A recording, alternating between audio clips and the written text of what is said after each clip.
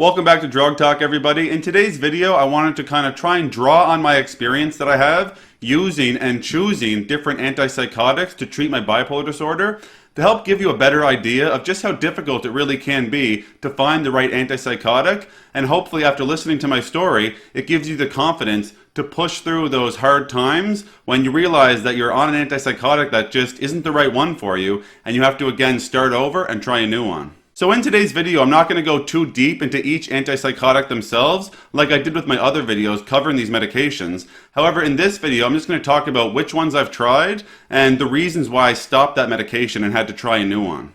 So the first antipsychotic that I tried was called Olanzapine, and I was prescribed this by a specialist in hospital during my first manic episode.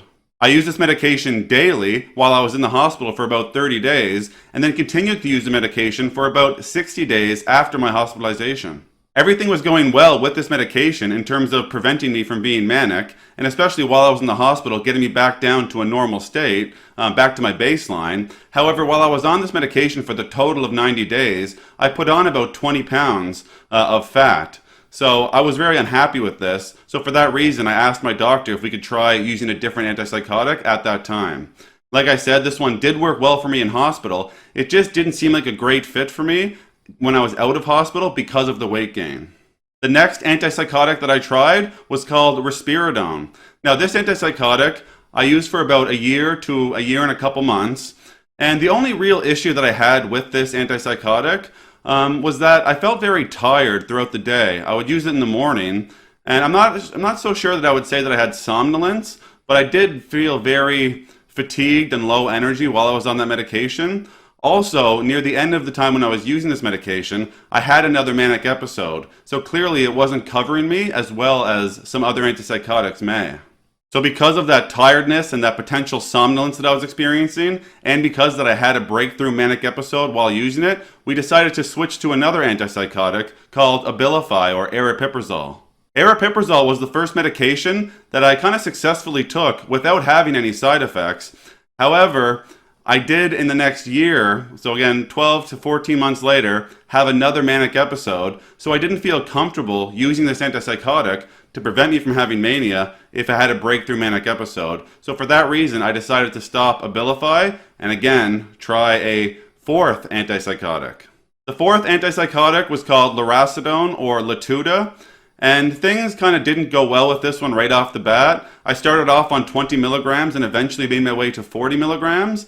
But once I started the 40 milligram dose, I developed restless leg syndrome very intensely to the point where I tried ice packs, massaging my legs, having my wife massage my legs, different things throughout the nighttime, but none of it really seemed to work. And we didn't feel comfortable, my psychiatrist and I, just using 20 milligrams, so we decided to scrap that one and try a fifth antipsychotic. Now the fifth antipsychotic was Ziprasidone or Zeldox, and the thing that was kind of weird about this one was that you had to take it with about 300 to 350 calories with each dose. Now you take this medication twice a day, so that proved to be quite difficult. Also, like other antipsychotics, I did have breakthrough mania, but not to the point where I was hospitalized, just to the point where I could recognize the symptoms and I knew that if I didn't do something right away, I would potentially end up in the hospital. So I went back to talk to my psychiatrist, and we switched off the Zeldox to Loxapine. Now, Loxapine is something that many people use in hospital when they're fully manic, and I knew this, so I wanted to kind of have an antipsychotic that was strong, like Loxapine, that I could have, so if I did have breakthrough symptoms, I could take it at bedtime and kind of reset everything, put myself back to baseline yet again.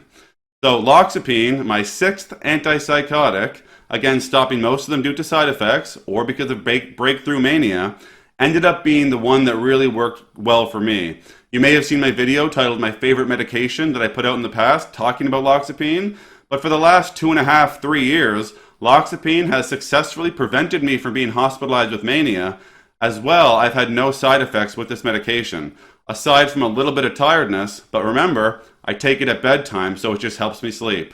I find waking up in the next morning, there's no side effects with it. I'm able to get out of bed and start my day. So it seems like Loxapine, after again trying many different other antipsychotics, this being my sixth, did seem to do the trick. So I just wanted to tell this story just to give you an idea. If you're starting an antipsychotic or you've tried several and you're feeling discouraged, just know, even someone like me who talks about medication all the time, still had to go through trying 6 different antipsychotics before I found the right one for me. So like I said, I hope you can draw on this in your own personal experience and it helps you push through when you have to start over and find that right one that works for you. Alright everybody, that's all we're going to talk about today in this short video discussing my personal experience trying to find the right antipsychotic. If you enjoyed this video, remember you can leave a like, a comment, or you can share the videos. And that's it for today. We'll see you next time.